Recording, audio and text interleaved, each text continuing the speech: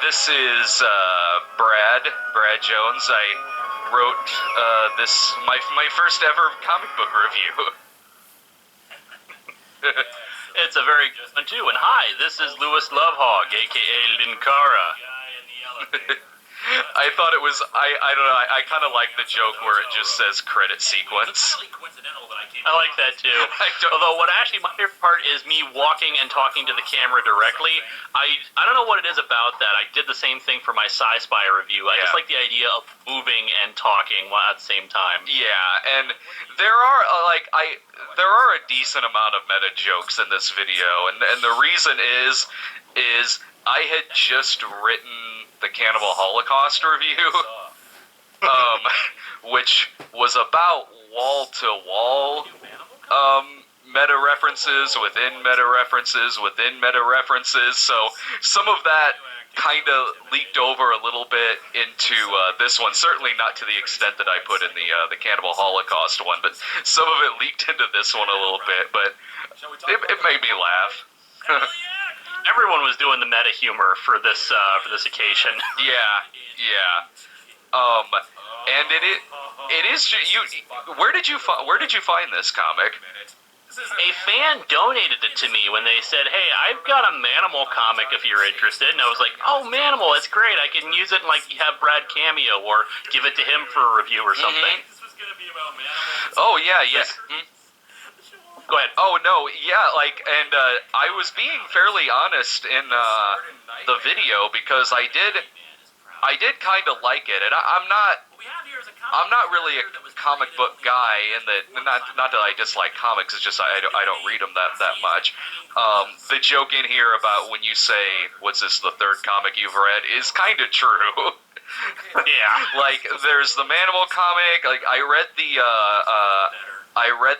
the Avengers from an '82 edition of the Avengers that had David Letterman in it. I need to get that. I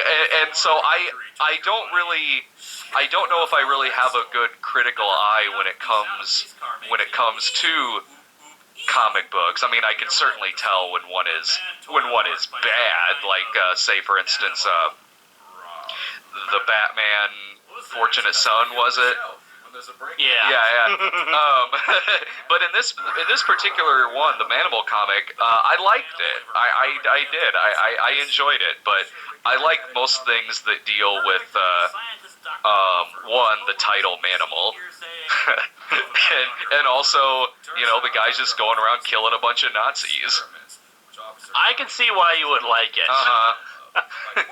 It just to me just seemed overly violent and I'd only skimmed through it before I gave it to you. Yeah. So, which helps that one meta joke where I say, "Well, yes, but I hadn't really read it before this issue." Yeah. Right. Oh, also during that intro sequence, you can tell at a couple points that I had to mirror the shot. Oh yeah. The way that room was set up, it was, if we had actually shot it in the way that you're supposed to shoot a conversation, the light behind it, no matter where we put it, was just blinding. So we had to cross the line of action. We had to shoot it incorrectly, and then I sent the footage to you, and you had flipped the image of me, the shots of me standing there at the door. There's one part. It's just at some points, the comic kind of comes into frame, and you can notice, hey, why is that bit that says Renegade Press suddenly in reverse? Yeah, I know. There's one or two parts where you can see that it's reversed, but it's not too obvious. Yeah, thank God I don't have a costume that have words on it. That would have been really obvious. Or a scar down my face or something. But the comic, it is violent. It was a really violent comic. It felt to me like an exploitation comic. It really was. It was a exploitive Nazi-sploitation, dark, violent comic book. I mentioned at one point about it looking like Bruno Mattei comic, and it kind of was. Though this I threw in here. Manimal. You can be as sly as a pussycat. I knew I wanted to put a commercial in the middle because I just like doing stuff like that. I was looking for a few. I was like, let's see, Twizzlers. I watched a bunch of commercials, and then was just like, well, why don't I just throw in a Manimal commercial? Because I was sitting there and I put in like a random commercial, of like Twizzlers, and I kind of sat back and was like, this is a little too 80s Dan. And then I was like, oh, I'll just put in a Manimal commercial. That works. But there was something I was going to say. Oh, what confuses me is why even the name Manimal for this. I mean, He's basically some kind of werewolf thing more than really like a specific animal. Yeah. And sure, you could say he's a man-animal, but it's not quite the same thing to earn the name Manimal. Yeah. And it could have been trying to try to hone in on the action of the show, because one, it was short, and two, because it was made before the show. Oh yeah. I know what you mean. I mean, I certainly get that it's man-animal. I do get that. You have it in your head, though, when you hear the name Manimal. I mean, if you know of the TV, if the person watching it knows of the TV series, the show, like you just said, earned the title Manimal. It was about a man who could turn into any animal that he wanted. Granted, he usually only turned into a panther and a hawk, but he had the ability to turn into other animals. And in this one, you're right. It is. He just turns into like a beast. Like it is the Nazis created the Wolfman. Basically, yeah. I did think that was funny that they throw him in the gen pop in the prison. That seems like a great idea. It was not. Okay, I was just gonna say it was a quick read. I'll give it that.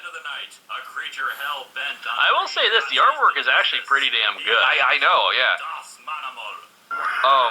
And like I said, I don't have a big critical eye when it comes to that, but for me anyway, looking at the artwork, I enjoyed it.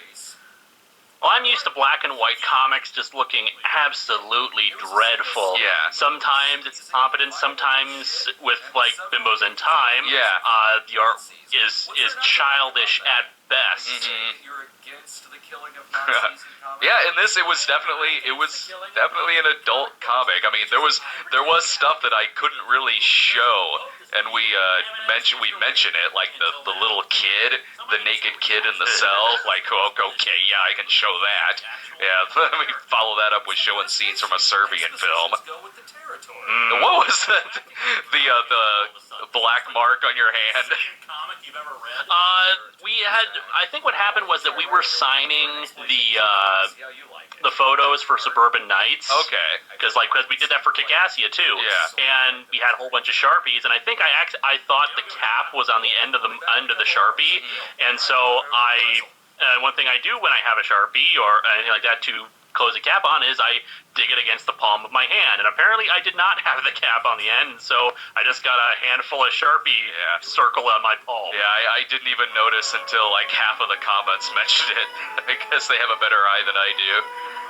But see, what's worse is this came out right around the same time as a Doctor Who episode called Curse of the Black Spot, which had a scene of a black mark on people's hands. Yeah. Well, I'm gonna go grab a pretzel, and then we should do the Bimbos BC video. I think so too.